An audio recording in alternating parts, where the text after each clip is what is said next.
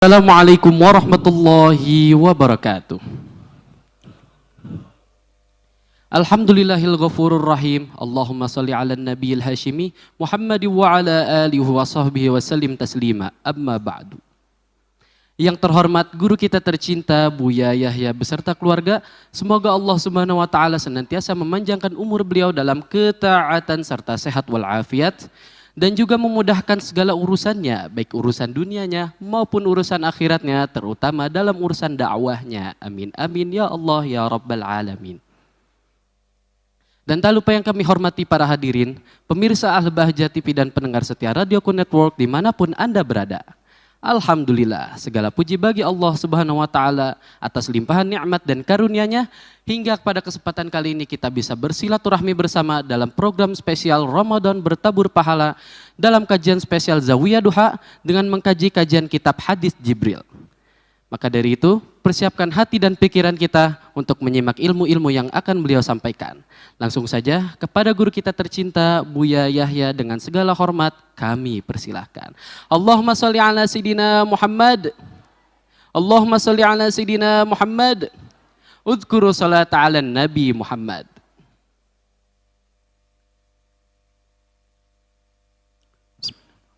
Assalamualaikum warahmatullahi wabarakatuh.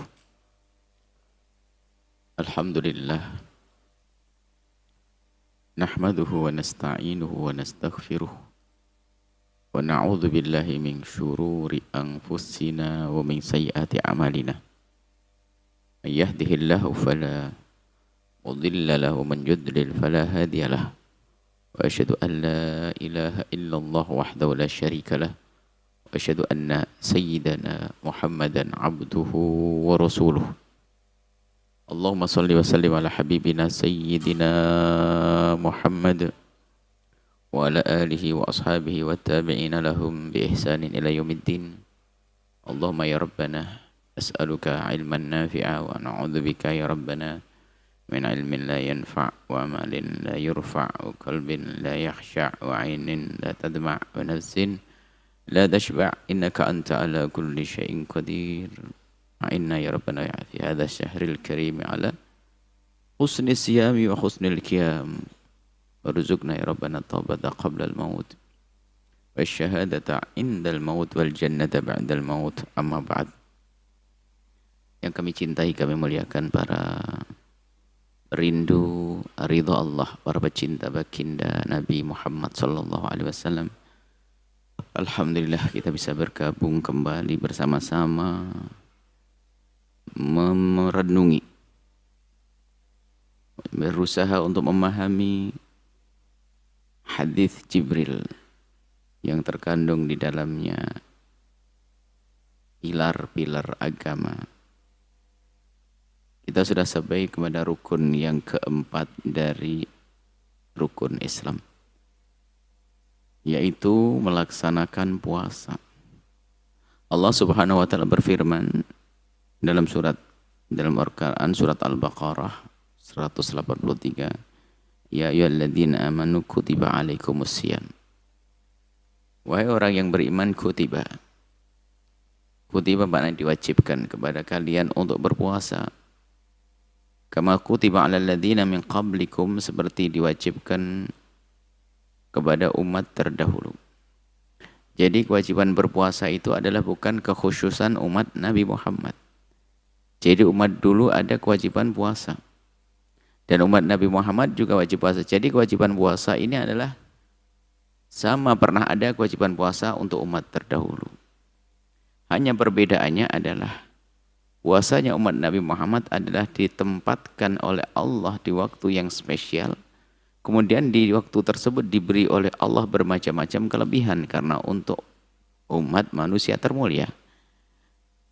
Puasa umat terdahulu ada, tapi puasa Ramadan hanya untuk umat Nabi Muhammad sallallahu alaihi wasallam. Dan dengan digembleng, dididik dengan berpuasa, harapannya adalah orang kalau sudah berpuasa mestinya dia akan belajar, habis belajar harapannya mengerti. Maka Allah pastikan di sini kalau kau benar puasamu, mesti la'allakum tattaqun, niscaya. Ya Allah di sini bukan berharap lagi kalau Allah yang berfirman adalah Maha Kuasa. Nggak ada semoga. Akan tapi pasti kalau kau benar puasamu, janji Allah, la'allakum tattaqun, niscaya kalian akan menjadi orang yang bertakwa. La'allakum tattaqun. Ya, agar kalian menjadi orang yang bertakwa. Maka untuk menjadi orang bertakwa digembleng dengan cara berpuasa tersebut. Dan memang berpuasa adalah memerangi hawa nafsu.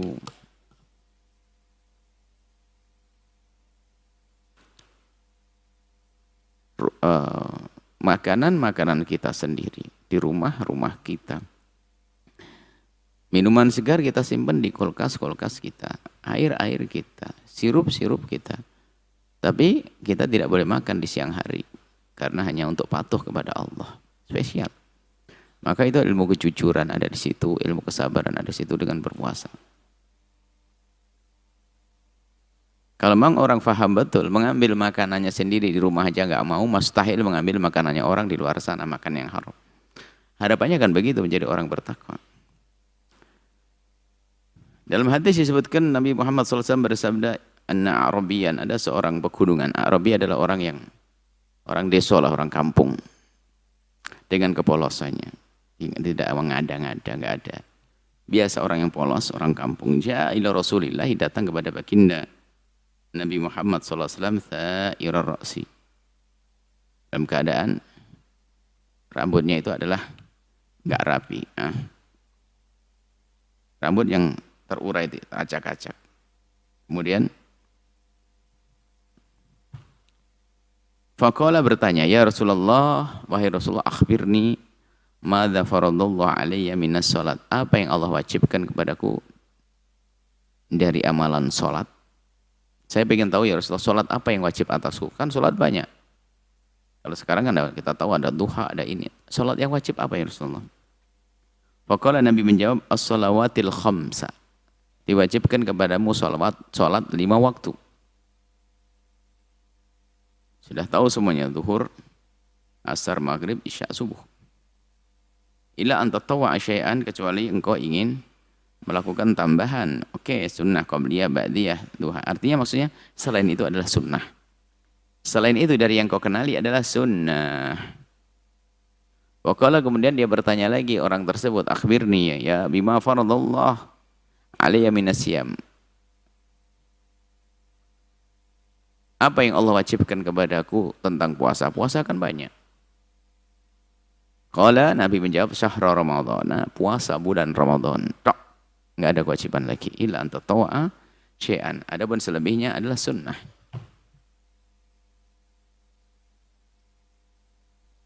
Pengertian puasa. Puasa itu apa sih? Puasa adalah menahan diri dari hal-hal yang membatalkannya. Dimulai dari terbitnya fajar shadiq, masuk waktu pagi tiba, subuh tiba, hingga terbenamnya matahari.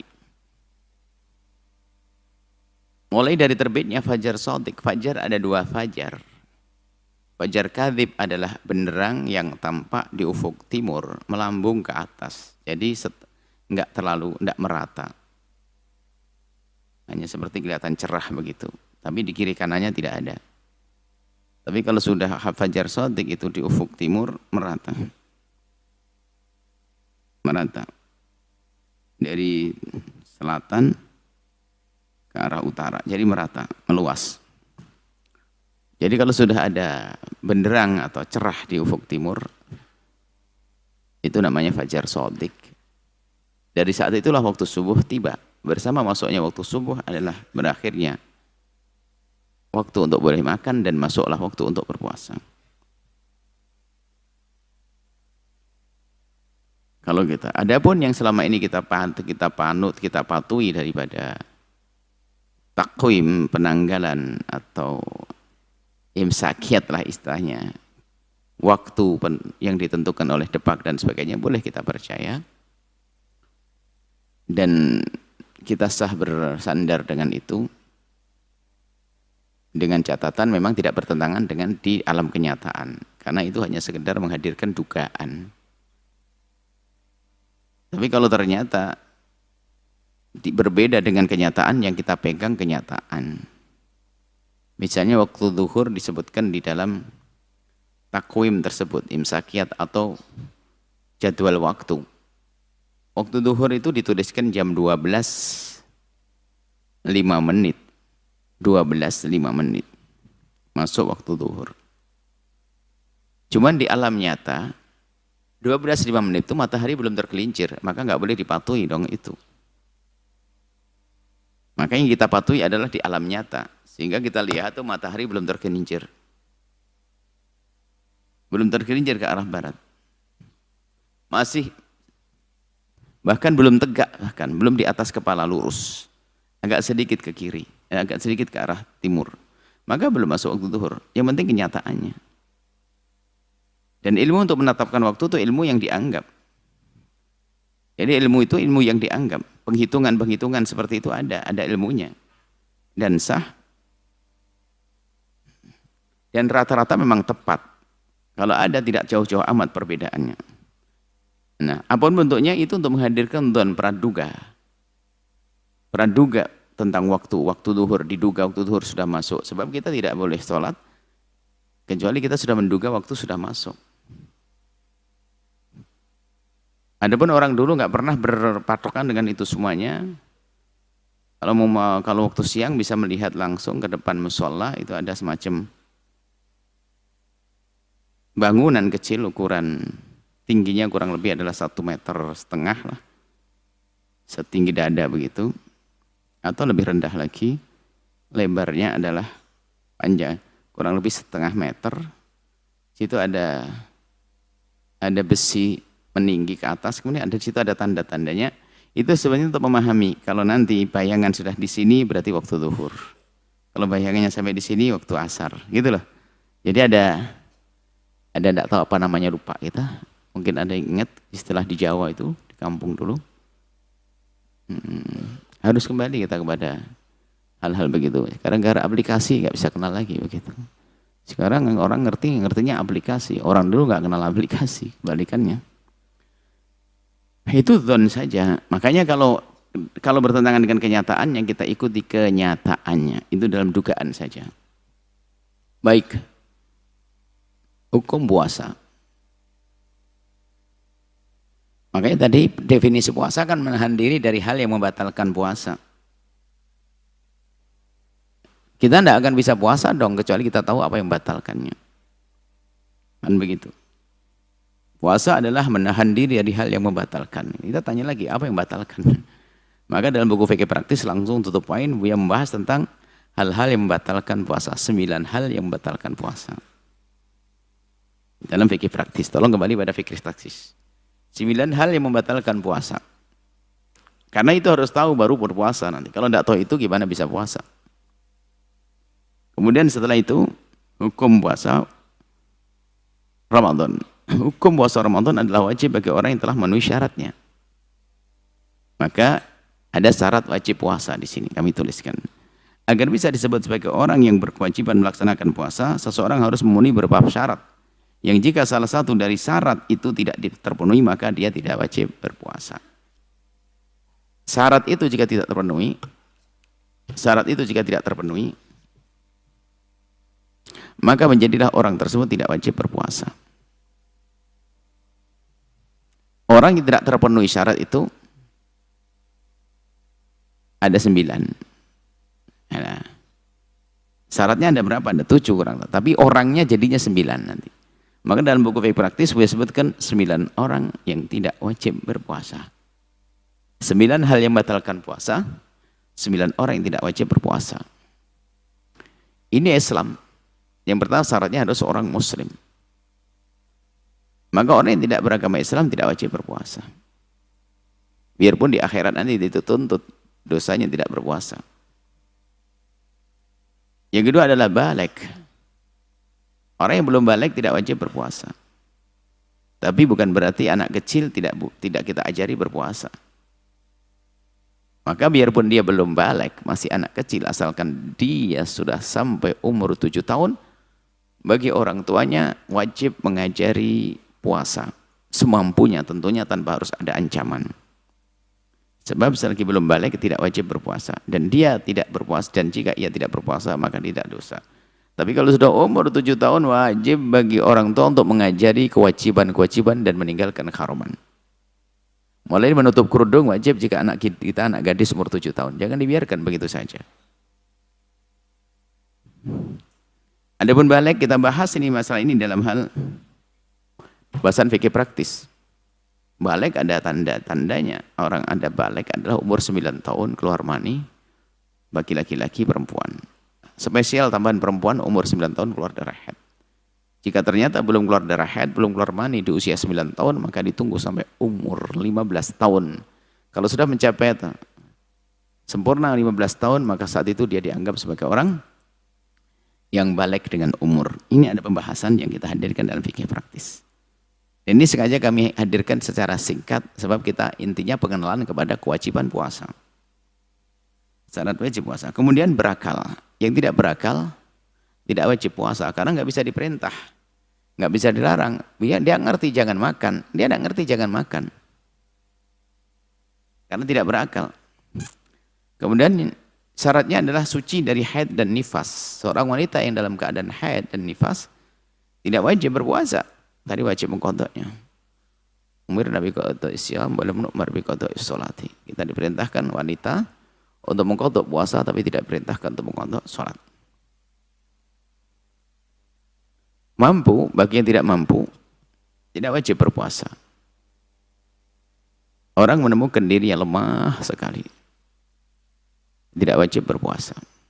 Dalam fikih praktis kami tambahkan ini, biarpun tidak secara khusus tidak kita buat khusus orang tidak mampu, tapi kita masukkan kepada yang lainnya.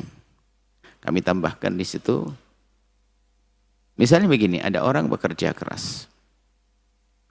Orang kerja keras, jika ternyata di tengah pekerjaannya menemukan dirinya lemah, hampir pingsan, tidak kuat, maka dia boleh membatalkan puasanya. Boleh membatalkan puasanya. Dan tidak dosa karena memang menemukan dirinya dalam keadaan lemah. Tapi kalau dari pagi dia tidak berpuasa, nggak boleh. Misalnya tahu kerja keras dia, jadi kuli. Dari pagi sudah nggak puasa. Kenapa? Saya nggak kuat nanti. Oh nggak boleh. Haram dosa. Kalau dari pagi sudah membatalkan nggak boleh. Dosa dia. Tapi kalau dia berpuasa niat ternyata bekerja, setelah bekerja merasakan capek, nggak kuat makan, tidak dosa. Karena memang nggak kuat. Nggak kuat itu adalah nggak boleh bohong di hadapan Allah. Kalau ngaku-ngaku jadi lemah betul. Allah kasih gula, kasih jantung, kasih paru-paru, kasih ini nanti. Jangan pura-pura sakit di hadapan Allah. Allah Maha tahu. Jadi kalau seseorang memang dalam keadaan dia lemah, namanya lemah tuh kadang kunang-kunang nggak kuat, lemas, boleh tidak berpuasa. Ini yang nggak boleh dari pagi langsung tidak puasa. Kenapa? Aduh, kerjaan saya beca, Bu ya. Jadi dari pagi nggak bakal kuat saya. Nggak boleh begitu. Saya kerja keras, saya nggak kuat, nggak boleh begitu. Harus tetap puasa. Biarpun di pertengahan jalan pada akhirnya berbuka. Karena kalau dia tidak berusaha dahului Allah nggak boleh. Karena bisa saja kejadiannya berbeda. Bosnya ngomong hari ini libur, kamu dapat duit, kan bisa saja. Ayo, hari ini kau tidak usah kerja, duduk enak di rumah, tapi tetap berduit, boleh, bisa kan? Makanya jangan dahului Allah deh, nggak boleh. Nah, maka ulama tuh memberikan pemahaman tuh, sebetulnya soalnya kan apa bedanya sih nggak puasa dari pagi sama tiba-tiba motong di tengah jalannya? Nggak boleh. Mendahului Allah dari pagi langsung nggak berpuasa, haram, dosa besar. Tapi kalau dari pagi berpuasa, ternyata di tengah jalan dia tidak mampu, kecapean berat, berbuka tidak dosa. Tidak wajib berpuasa. Kalau dia memutus dari awal dosa. Karena bisa jadi Allah beri kekuatan, bisa jadi Allah batalkan pekerjaannya sehingga jadi tidak kerja, macam-macam kemungkinan-kemungkinan. Sehat, maka orang sakit tidak wajib berpuasa. Orang sakit tidak wajib berpuasa. Tentunya sakit yang memberatkan bagi dia untuk berpuasa. Atau sakit yang berpengaruh kepada kesehatan fisiknya. Maka dalam sakit ini, orang boleh berbuka puasa karena sakit kata 2 orang. Menurut 2 orang. Memang Buya tidak sebutkan di sini, karena memang tidak. Nanti bisa tengok di kitab fikih puasa. Orang dikatakan boleh berbuka karena sakit oleh dua orang. Yang pertama adalah menurut petunjuk dokter. Kata dokter, ibu sebaiknya tidak puasa. Atau ibu nggak usah berpuasa. Kenapa? Nah ini akibatnya disebutkan. Menjadi boleh berbuka karena apa? Jika puasa menjadikan dia mati. Pertama. Kedua, penyakitnya semakin parah. Ketiga, sembuhnya semakin lama. Nah, kalau ketemu ini sebabnya tiga itu, boleh dia berbuka. Nah, ini. Bukan sakit jerawat lalu nggak puasa. Nggak, bukan begitu jerawat. Nggak ada hubungannya dengan fisik, dengan kelemahan. Jadi sehat kalau orang sakit ya. Yang pertama menurut dokter. Yang kedua menurut pengalaman pribadi dirinya sendiri. Jadi Ustadz nggak laku di sini. Kata Ustadz saya suruh buka, nggak bisa dong Ustadz ngomong apa. Kita hanya nganjurkan saja, memberitahu kalau kamu merasa berat maka engkau menurut dirimu sendiri. Orang lain nggak bisa kecuali dokter-dokter yang tahu penyakit, maka itulah yang berhak untuk berkata kau boleh puasa atau tidak. Baik. Mukim yang terakhir, tidak bepergian. Kalau Anda dalam bepergian tentunya bepergian yang tujuan Anda mencapai 70-80 km. Tujuan bepergian. Maka Anda boleh berbuka puasa. Bahkan bisa jadi wajib Anda berbuka puasa jika Anda merasa keberatan waktu berpuasa. Yang terbaik adalah yang paling cocok dengan keadaan Anda. Jika Anda dalam bepergian itu kok berat puasanya sampai pingsan dan sebagainya, nggak usah puasa. Ada pada zaman Nabi SAW orang kayak begitu, maksain diri untuk puasa. Akhirnya ngerepotin rombongannya, kafilah. Rombongannya repot gara-gara puasa. Nabi kata, ngapain orang ini kerumun? Dia puasa ya Rasulullah. Langsung Nabi menegaskan, laisa minim birim saumu fim safari. Bahasa Himyariyah itu, laisa minal birri as-saumu fis safari. Bukan termasuk sebuah kebaikan kalau orang maksain diri untuk puasa di tengah jalan. Ini ahli nahwu biasanya ngambil hadis ini untuk menyontohkan luhutnya orang himyar. Himyar itu alif lam diganti alif mim. Laisa minal birri, dia laisa minim birim saumu fim safari. Laisa minim birim saumu fim safari. Ini bahasa Himyariyah. Jadi ditegur Nabi, nggak bagus kalau orang sakit begitu maksain diri untuk puasa. Maka setelah itu disimpulkan para ulama, bagi orang yang puasa adalah nyaman lebih bagus puasa. Kalau puasa sedikit mengganggu lebih baik tidak puasa. Tapi kalau puasa membahayakan harus berbuka. Baik dalam bepergian, selesai. Ini gambaran ini juga termasuk ada hubungan dengan fikih yang tidak kita tulis di sana tentang syarat wajib ini. Kalau sudah terpenuhi syarat ini, makanya coba kita ketemu orang langsung kita, kamu muslim? Ya. Balik? Dah balik. Berakal? Iya berakal. Enggak haid nifas? Enggak. Kira-kira mampu enggak nanti? Oh iya mampu. Sehat enggak sakit? Enggak sakit. Kalau lagi di rumah enggak pergi kan? Oke, wajib puasa kau. Kalau ditanya, saya gila Pak? No. Oh, tetap wajib puasa. Coba orang gila enggak bisa ngomong gila. Saya gila Pak, no. Ngomong gila langsung enggak wajib puasa. Saya gila Pak, maka saya enggak puasa. Enggak, orang gila enggak ada ngomong gila. Orang gila kok ngomong orang sakit baru ngomong sakit. Orang gila diam. Orang gila enggak mau dibilang gila. Syarat sah puasa itu hanya itu syarat wajib. Syarat sah itu siapakah yang sudah sah puasanya beliau pun belum wajib. Syarat sah puasa adalah hal-hal yang wajib dihadirkan di dalam melaksanakan puasa dan bukan bagian dari puasa.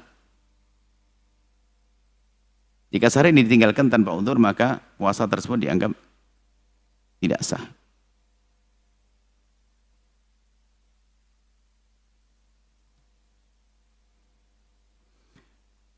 Mungkin kita katakan syarat sahnya puasa adalah, kita ganti kalimatnya lebih mudah lagi. Syarat sahnya puasa adalah syarat yang harus terpenuhi oleh seseorang yang akan berpuasa sehingga puasanya dianggap sah biarpun tidak wajib baginya. Dirubah begitu. Itu lebih, nanti akan diganti lebih mudah. Mungkin tim tasawuf bisa mencatat tadi. Contoh Islam tamyiz suci dari haid nifas. Maka kalau sudah muslim dia tamyiz 7 tahun ke atas, tidak ada haid dan nifas, maka kalau mau puasa sah. Biarpun dia belum wajib puasa, karena apa? Dia belum balik. Biarpun belum, dia muslim, dia tidak haid. Tapi dia belum dia masih dia sudah tamyiz. Dia sah puasa. Biarpun dia dalam keadaan bepergian, biarpun dalam keadaan dia sakit, biarpun dalam keadaan lemah. Ini jadi untuk dianggap sah adalah cukup seorang muslim dan tamyiz. Tidak ada haid. Tidak ada haid dan tidak ada nifas. Makanya anak kecil umur 7 tahun sudah tamyiz, maka sah puasanya. Karena kalau sudah tamyiz ngerti dilarangan. Tapi kalau anak sebelum tamyiz, puasanya tidak dianggap sah. Tapi tetap kita ajari puasa. Karena Anda harus tahu faham tamyiz itu. Tamyiz itu adalah memang 7 tahun, tapi Imam Nawawi sendiri meringankan. Enggak, yang penting orangnya bisa paham kiri dan kanan, bisa diajak ngomong, bisa membedakan antara api dengan roti, bisa cebok sendiri dan seterusnya. Bisa diajak ngomong. Sebab kalau belum tamyiz itu dibilang kamu jangan makan, enggak ngerti dia makan, enggak ngerti kalau itu larangan. Maka orang tamyiz tidak sah bukan berarti tidak boleh latihan dong. Suci dari haid dan nifas. Seorang perempuan yang punya haid dan nifas tidak wajib, tidak sah puasanya. Biarpun misalnya dia bepergian, kan boleh puasa bepergian karena dia Islam. Kemudian dia tamyiz, tapi ternyata haid, ya nggak boleh jadi yang kena haid. Jadi untuk dianggap puasanya sah, cukup seorang itu Islam, tamyiz dan tidak ada haid dan nifas. Anak puasa tidak sahnya dia. Tamyiz ini dibagi dua, termasuk anak-anak masih kecil atau anak orang tidak gila. Dicabang lagi mungkin kasih tanda. Tamyiz itu adalah punya akal, kesadaran akal. Bukan anak kecil, tapi dewasa, tapi gila, sama. Nggak sah puasanya. Tamyiz ada 2 cabang di sini. Sebab orang gila itu bukan saya tidak sah. Kalau puasa jadi gila apa? Termasuk yang membatalkan puasa, biarpun sebentar lagi ngobrol begini tiba-tiba datang gila sebentar, puasanya batal. Nah, ada 2 cabang. Ini nanti anak-anak sama gila tidak masuk tamyiz. Selebihnya wajib, sebenarnya sah puasanya. Anak-anak kecil di sini sah puasanya karena dia adalah muslim, anak seorang muslim.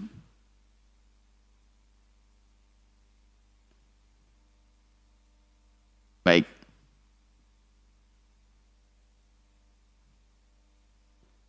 Mungkin ada pertanyaan juga, itu anaknya orang non-muslim. Itu selagi dia belum balik, mengucapkan kalimat syahadah beribu-ribu kali, tetap belum disebut sebagai seorang muslim. Karena syaratnya mengucapkan kalimat syahadat pada pertemuan yang lalu adalah dalam keadaan dia sudah dewasa, balik. Kalau belum maka tidak dianggap. Iya betul. Artinya kalau dianggap belum muslim dong dia. Iya. Terus sholatnya ya. Nah ini sholatnya lah ini. Pendapat mazhab kita tidak mengatakan ya sudah tidak sah selagi belum. Cuman bukan berarti tidak diajarkan.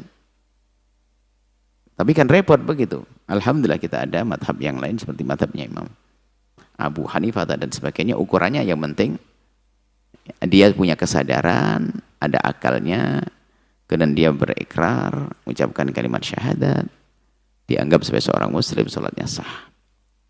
Ini khilaf di antara para imam untuk kemudahan. Pun seandainya kita berkekeh dengan mazhab Syafi'i, anak kecil yang mengucapkan kalimat syahadat, mungkin menghafal Quran, mungkin sholat setiap saat, tapi dia belum memenuhi syarat, belum tamyiz, berarti kan belum muslim. Sebagai belum muslim berarti kan tidak diterima. Wah kan repot. Ini bagaimana anak kecil itu? Coba, anaknya orang non muslim, ngafal Quran, mondok di sini dia. Dulu kan ada juga. Sebelum balik, bagaimana? Yang jelas begini harus kita pahami. Kalau anak kecil belum balik, biarpun dia kafir, kalau meninggal dia masuk surga. Nggak ada dosa. Dan tentunya Allah yang Maha Kasih, tentu kebaikan-kebaikan di hadapan Allah akan diterima. Cuma di dalam pembahasan fikih begitu memang. Karena syaratnya harus muslim dia. Di dalam madhab kita Imam Asy-Syafi'i radhiyallahu ta'ala anhu. Jelas dia tidak dosa. Anak kecil tidak dosa. Kita yang wajib mengajarinya. Jadi kewajiban atas kita bukan atas anak tersebut. Baik, ini tamyiz.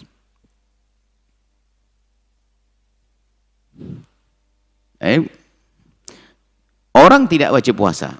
Ada beberapa orang yang tidak wajib berpuasa karena adanya uzur atau dianggap tidak memenuhi syarat wajib. Jadi sebetulnya penjabaran dari yang 7 di atas. 7 itu kalau diurai hasilnya 9 ini. Hasilnya 9 ini. Diulang. Anak kecil berarti kan tidak berakal. Orang gila tidak berakal. Nah ini kepotong, 2 jadi 1. Orang sakit ada sendiri tadi. Ya. Orang tua bisa masuk lemah tadi. Bisa masuk sakit. Orang tua bisa masuk yang lemah, bisa masuk kayak orang sakit.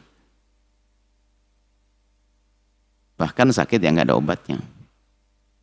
Kalau ada obat anti tua mungkin banyak yang pesan saat ini. Biar awet muda. Hamil tidak wajib. Dimasukkan kemana hamil ini?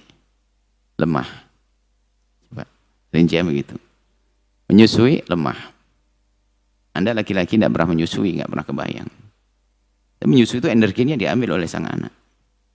Tapi kalau ternyata dia aman, nggak dia ada masalah. Tapi menyusui berat, maka boleh berangkat.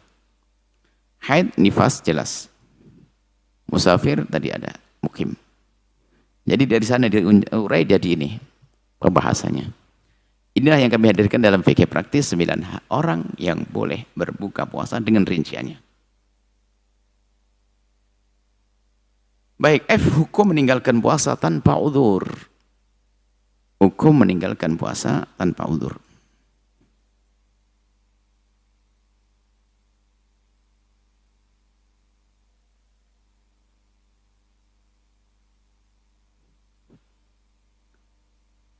Berikut merupakan hukum orang yang meninggalkan puasa tanpa udzur. Na'udzubillah. Maka jangan pura-pura lemah sementara Anda tidak lemah. Allah Maha tahu urusan kita dengan bukan kepada guru, kepada siapapun, dengan Allah. Jika ia meyakini bahwa puasa tidak wajib, maka hukumnya murtad. Jika ada orang, Masya Allah, kita menyaksikan hari ini orang sudah biasa tidak puasa. Kemarin di perjalanan kita tidak tahu buka bersama, di mana melihat anak muda di depan sebelum masuk gang itu tempat. Begitu entengnya, di depannya ada kopi sambil ngobrol. Jadi saya tidak punya rasa malu itu. Kalau gitu awal itu ada mukadimah kehancuran akan Allah timpakan. Sudah nggak malu lagi melakukan dosa. Jadi sudah biasa jadi. Paling tidak kalau saatnya masih ada malu menjaga kemuliaan bulan Ramadan. Tapi sudah nggak ada.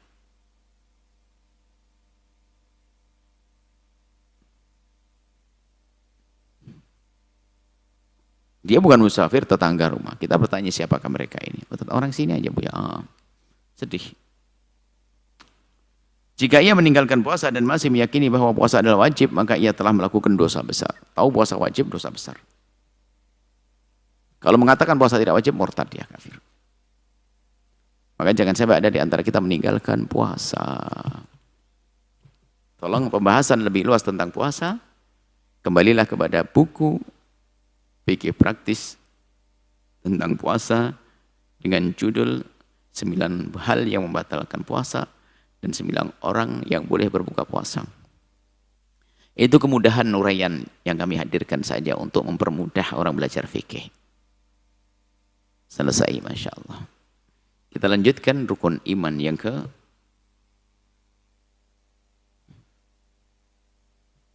5. Melaksanakan ibadah haji. Lebih luasnya Anda bisa lihat di buku terbaru adalah tentang buku haji dan umroh. Di Di situ kami hadirkan beberapa permasalahan baru yang saat ini sering terjadi dan sering dipertanyakan dan sering juga para penanya menemukan jawaban yang tidak sesuai sehingga malah merepotkan. Maka kami perlu mengumpulkan problem-problem itu dalam buku tersebut. Harapannya adalah buku haji dan umroh itu akan dimiliki oleh semua travel. Pembimbing-pembimbing travel. Karena di situ kami hadirkan kebenaran, bukan sekedar itu, kemudahan-kemudahan. Masalah haji disebutkan dalam Al-Quran, Al-Hajju Ashhur Ma'lumat. Haji itu punya bulan yang sangat tertentu, diketahui. Bukan kayak umroh, full 12 bulan. Kalau haji adalah bulannya tertentu. Syawal, Dzulqa'dah, Dzulqaidah, Syawal, Dzulqa'dah, 10 awal Dzulhijjah. Ashhurul Ma'lumat. Terbatas bulannya. Wa man farada fihinna al-hajja, kalau barang siapa telah wajib haji untuk dilaksanakan haji di bulan-bulan tersebut, maka jangan rafath, berkata kotor, wala fusuk, berbuat maksiat yang menjadikan dia fasik. Kemudian waktu ibadah wala jidal, jangan banyak debat. Makanya para ulama memahamkan kalau lagi di Masjidil Haram, maka itu jangan banyak kayak tawar-tawar begitu deh. Jangan banyak ribut, dipermudahlah semuanya.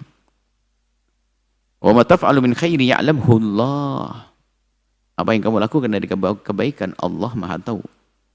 Wa tazawwadu, berbekallah kalian dengan bekal yang banyak. Sebab memang ini kalimat wa tazawwaju itu isyarat yang dahsyat luar biasa dari Allah. Sebab orang itu ke Masjidil Haram. Haji itu kan temponya banyak. Waktunya banyak dan cukup merepotkan. Maka di balik ibadah haji ini kadang akhirnya ditumpangi ambisi, keinginan-keinginan untuk cari bekal. Sehingga orang bisa saja pergi ke sana lupa bukan untuk haji tapi untuk mencari duit. Hanya berpikir tentang bekal. Bekal yang penting cukup saja biar kamu maksimal di sana. Wa tazawwaju, kalau kamu ingin berbekal, berbekallah yaitu dengan ketakwaan. Fa inna khairaz zadi taqwa. Sebaik-baik adalah bekal. Nah, jangan hanya pikir bisnis, cok ke sana dagang. Wattaquni ya ulil albab, maka takwalah kepada Allah, wahai hamba-hamba yang punya nalar, punya akal. Ini masalah haji dalam Al-Quran. Dalam hadis an Abi Hurairah radhiyallahu anhu, dari Sayyidina Abu Hurairah radhiyallahu anhu, qala Rasulullah bersabda, ayuhan nas, wahai manusia, qad faradallahu alaikumul hajja. Allah telah mewajibkan kepada kalian untuk haji, fahajju, maka hajilah kalian. Faqala rajulun, kemudian ada seorang laki-laki bertanya, akulla amin ya Rasulullah, apakah setiap tahun ya Rasulullah? Fasakata, Nabi diam. Hatta qala thalathan, sehingga bertanya lagi, ini orang bertanya lagi. Setahun ya Rasulullah? Setiap tahun ya Rasulullah? Ya Rasulullah, setiap tahun? Ini orang nanya 2 kali, 3 kali. Pokoknya Rasulullah menjawab, lau qultu na'am, kalau seandainya aku ngomong iya, la wajibat, ini saya wajib karena aku dari wahyu. Walamma stata'tum, kamu tidak akan mampu. Sehingga dikatakan, disebutkan dalam hadis lain, haji itu adalah seumur hidup sekali. Seumur hidup sekali. Nah, umrah juga seumur hidup sekali. Maka kita artikan, sebutkan hukumnya nanti di sini. Pengertian haji adalah, haji menurut bahasa adalah bermaksud dengan hati kita menuju kepada sesuatu secara bahasa. Ada menurut istilah adalah perjalanan, bermaksud juga menuju Baitul Haram untuk beribadah pada waktu dan cara tertentu. Waktunya tertentu, nggak boleh keluar dari waktu yang sudah ditentukan oleh Allah. Nggak boleh kita haji di bulan Maulid, karena menarik Maulid. Nah, bulan Maulid mau haji, nggak diterima. Umrah iya, haji nggak. Haji Ashhur Ma'lumat, bulan-bulan haji tertentu.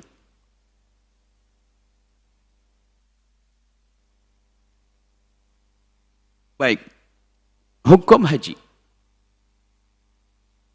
Seseorang yang telah menyatakan dirinya muslim, maka wajib baginya untuk melaksanakan ibadah haji. Akan tetapi kewajiban untuk menunaikan ibadah haji hanya berlaku bagi orang yang telah memenuhi syarat-syaratnya. Kalau tidak memenuhi syarat, nggak wajib haji. Syarat wajib haji. Seseorang wajib melaksanakan ibadah haji jika ia telah memenuhi syarat-syarat berikut. Ada biaya. Aman dalam perjalanan. Duitnya banyak, perjalanan nggak aman nggak. Aman itu karena gangguan rampok dan sebagainya, atau mungkin karena tadi wabah. Wabah yang membahayakan nggak perlu kita maksakan diri ke sana. Jangan pakai bahasa ini kan ibadah karena Allah tahu, ente sombong. Sama kemarin urusan masjid, sombong, nggak perlu sombong. Sudah. Ikut sunnatullah, apa yang Allah berlakukan. Di semesta ini tentang undang-undang, maka kita patuhi. Kalau dikatakan ahlinya medis, bahasanya penyakit ini bisa saja membahayakannya, maka kita dengar itu termasuk ibadah. Tidak perlu kita dengan kecongkaan. Tawakalnya yang tidak tawakal itu tawakalnya orang sombong. Itu yang ditegur Nabi. Tawakalnya orang sombong ditegur Nabi. Nggak pakai usaha. Seorang Nabi Nabi mengajar di masjid. Ada seorang datang membawa onta. Karena kelihatan dekat, onta diletakkan begitu saja, tidak diikat. Nabi melihat ini kok tidak diikat orang ini. Karena tidak ada ikatan di situ, kok dilepas begitu saja. Dan memang sepertinya onta itu zajina, nggak akan kemana-mana, tapi nggak diikat. Dan onta itu tidak diikat. Dia menjawab dengan, jawaban seolah hebat. Tawakalna. Kami tawakal ya Rasulullah. Tawakal. Tawakal. Iqil fatawakal. Ikat dulu baru tawakal. Karena tawakal sombong itu nggak berlaku. Rumahnya nggak dikunci semuanya. Tawakal insya Allah dijaga oleh Allah. Saya sudah baca zikir. Wirid apa zikir insya Allah nggak ada maling, nggak dikunci pintunya. Bukan maling masuk. Ya, jangan congkak deh. Kalau dikatakan ini wabah penyakit sudah diam. Maka kalau ternyata Anda tidak percaya dengan wabah itu, tapi Anda hargai orang yang percaya. Karena orang percaya itu bukan yang takut adalah mentalnya.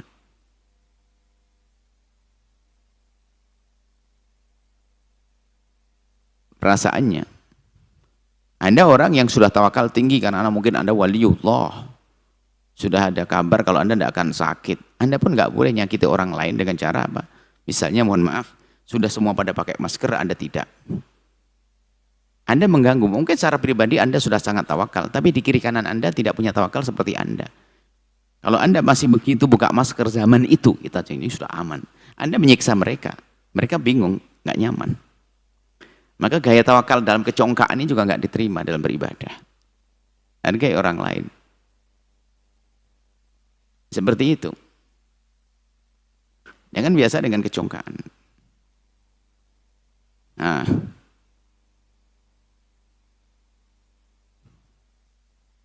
ada aman perjalanan. Kalau memang menurut medis adalah itu nggak usah marah-marah ini, apaan itu ada.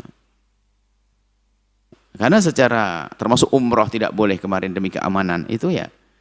Jangan, nggak usahlah kita membuat kalimat-kalimat yang nggak pantas misalnya suudon kepada negara Saudi dan sebagainya. Negara juga dirugikan lah ya. Masa ada negara mau dirugikan? Maksud kita ini, kita dengan Allah itu, dengan sunnatullah, dengan berita-berita yang kita terima, asalkan itu melalui ahlinya, orang bisa. Kadang-kadang kita tuh bikinnya aneh-aneh saja. Ada orang datang dan dia tidak percaya dengan adanya corona misalnya. Oke, suka, Anda berhak. Mungkin informasi yang masuk kepada Anda seperti itu. Tapi Anda jangan sakiti orang yang mengatakan dirinya kena corona, dibilang bohong. Dia sakit dong, dia sendiri masuk rumah sakit, demam. Dibilang nggak ada corona. Anda menyakiti hati dia.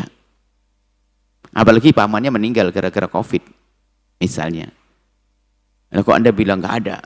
Kalau Anda mengatakan tidak ada, cukup buat Anda saja. Tapi jangan bilang nggak ada. Ini pamannya meninggal dunia. Yang demam, kemudian nafas, tenggorokan panas, semuanya sampai meninggal.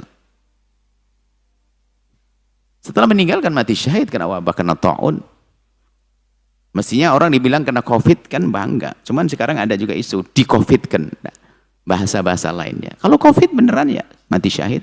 Kan janji dari Nabi, ta'un. Nah maksudnya kita biasa jangan sampai. Kalau Anda termasuk orang yang tidak percaya, ada wabah dan sebagainya, suka-suka urusan Anda. Tapi Imam Raghbi ad'afuhum. Kalau kita urusan dengan hal begitu yang paling lemah. Orang yang punya penyakit punya was-was, itu yang harus kita tolong, jangan bikin deg-degan. Aduh. Ini ada kisah, makanya termasuk aman di perjalanan ini kisahnya banyak, karena kemarin hebohnya urusan itu. Aman di perjalanan bukan, kalau zaman dulu kan lepas aman dari begal. Balik, kalau sudah balik baru wajib, anak kecil belum wajib. Tapi kalau mau haji sah asalkan sudah tamyiz. Merdeka, enggak, biarpun enggak tamyiz kalau puasa. Kalau haji anak-anak kecil sah hajinya, tapi tidak gugur kewajiban nanti. Merdeka budak belum wajib, tapi sah kalau mau haji. Ada mahram atau suami bagi seorang wanita untuk menjadi wajib. Kalau seorang wanita, biarpun duitnya banyak, seorang wanita misalnya nggak menemukan mahramnya, maka tidak menjadi wajib. Nah, kemudian nanti pembahasan dalam fikih mazhab Imam Syafi'i tentang sahnya dan menjadi tidak dosa jika seorang wanita bersama rombongan wanita-wanita yang athiqat. Ini adalah perlu ada difahamkan juga, tapi dalam pembahasan kitab haji kita bahas. Seorang wanita bisa saja melaksanakan haji biarpun tanpa mahram, asalkan itu haji wajib, cukup dengan rombongan nisa athiqat, wanita-wanita yang bisa dipercaya. Baik. Insyaallah. Kemudian catatan. Seseorang tidak wajib mencari bekal atau mengumpulkan harta untuk melaksanakan ibadah haji. Ini selalu kami ingatkan. Anda tidak wajib mencari duit untuk haji, hai hamba Allah. Yang wajib bagi Anda mencari rezeki untuk nafkah anak-anak Anda. Untuk haji nggak wajib. Lalu kapan haji? Ya kalau kamu tiba-tiba menjadi kaya, sudah wajib haji. Kalau tidak perlu, tidak wajib. Tidak wajib mencari nafkah, harus paham itu. Tapi di saat seseorang menemukan diri yang memiliki bekal yang cukup, maka di saat itulah wajib baginya untuk melaksanakan ibadah haji. Jika seseorang pernah menemukan diri yang mampu dan mempunyai bekal untuk melaksanakan ibadah haji, kemudian dia jatuh miskin menjadi tidak mampu sebelum dia melaksanakan ibadah haji, maka kewajiban ibadah haji tetap ada pada dirinya. Orang pernah kaya, cukup, mampu, cuman dia teledor nanti bangkrut, nyungsep dia. Akhirnya nggak punya duit. Maka kewajiban haji tetap di atas pundaknya. Sehingga jika dia meninggal dunia, nah harta yang masih tersisa tidak boleh diwaris oleh ahli warisnya kecuali setelah diambil secukupnya untuk menghajikan orang tersebut dengan haji badal. Ini adalah termasuk yang rangkeng pertama. Jadi kan begini, warisan itu tidak boleh dibagi dulu kecuali diselesaikan 5 hal. Yang pertama, utang kepada Allah, kayak gini nih. Sudah wajib haji, belum haji. Utang kepada Allah, ada nazar, ada kafarah, utang kepada Allah. Yang kedua, utang kepada manusia. Yang ketiga, utang berkenaan dengan hartanya, yakni zakat. Yang keempat adalah wasiat. Yang kelima adalah biaya perawatan jenazah. Setelah terpenuhi 5 itu baru dibagi waris. Baik. Ketiga, kewajiban melaksanakan ibadah haji hanya sekali seumur hidup. Sekali seumur hidup dan tidak akan menjadi wajib lagi kecuali kita bernazar. Pembahasan detailnya nanti di dalam ada di kitab, sudah kita baca ya. Hah? Haji pagi ya? Halaqah pagi ya? Halaqah fajar ya? Halaqah fajar ada, halaqah fajar. Ada kita haji dan umrah. Maka bisa ditengok kembali kepada kajian halaqah fajar. Masya Allah. Hukum haji dan umrah sama, hukum umrah sama dengan hukum haji, ibadah haji, yaitu wajib sekali seumur hidup. Akan tapi pembahasan hukum umrah jarang disebut karena dianggap masuk dalam pembahasan ibadah haji. Siapapun yang melaksanakan ibadah haji pasti juga melaksanakan ibadah umrah. Karena amalan umrah sudah masuk dalam amalan haji. Akan tapi tidak sebaliknya. Bagi yang hanya melaksanakan ibadah umrah, dia tetap dianggap belum melaksanakan ibadah haji. InsyaAllah ini saja. Semoga Allah memberikan kepada kita pemahaman yang benar. Mudahkan mengamalkan ilmu. Dan semoga Allah menyampaikan kita ke Baitul Haram, Masjid Nabawi, dan ziarah baginda Nabi sallallahu alaihi wasallam. Alhamdulillah, amin. Allahumma shalli ala habibina sayyidina Muhammad wa sayyidina Muhammad. Allahumma ya Allah, pandang kami dengan kasih sayang dan cinta darimu, berikan kepada kami segala kebaikan di dunia dan di akhirat. Ya Allah, Engkau Maha tahu tentang keadaan kami, ya Allah. Ampuni kami, orang tua kami, guru-guru kami, berikan kasih sayang-Mu kepada mereka, ya Allah. Anak-anak kami jaga mereka, ya Allah. Santri-santri jaga mereka semua, ya Allah. Dan kami mohon, ya Allah, wahai Zat yang Maha Kasih, yang sempit rezeki lapangkan dengan rezeki yang halal penuh berkah. Yang sakit sembuhkan, yang punya hutang mudahkan kami dalam bayar hutang kami. Dan kami mohon ya Allah, ya Allah, ya Allah, Engkau Maha tahu tentang keadaan kami. Jauhkan kami dari kejahatan-kejahatan, kekejian, seruan hawa nafsu kami. Mudahkan kami menundukkan hawa nafsu kami, sehingga kami mudah patuh kepada syariat kekasihmu Nabi Muhammad. Ya Allah, wujudkan keindahan dalam rumah tangga kami, di masyarakat kami, di pesantren kami, di negeri ini Allah, di dunia sebelum di akhirat. Dan kami mohon ya Allah, ampuni orang tua kami dan guru-guru kami, berikan kasih sayangmu kepada mereka. Yang sempit rezeki lapangkan dengan rezeki halal berkah, yang sakit sembuhkan, yang punya hutang mudahkan dalam bayar hutang, panjangkan umur kami dalam ketaatan serta sehat walafiat. Berikan kepada mereka dan kami semuanya ya husnul khatimah, mati dalam keadaan iman. Dan kami mohon ya Allah, jadikanlah ucapan kami di akhir hayat kami kelak saat Engkau hendak mencabut nyawa kami.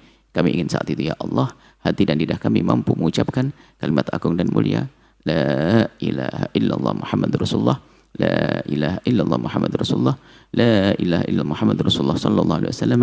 Rabbana atina fid dunya hasanah wa fil akhirati hasanah wa qina adzabannar. Wa sallallahu ala sayyidina Muhammadin wa ala alihi washabbihi wasallam. Walhamdulillahi rabbil alamin. Al-Fatihah.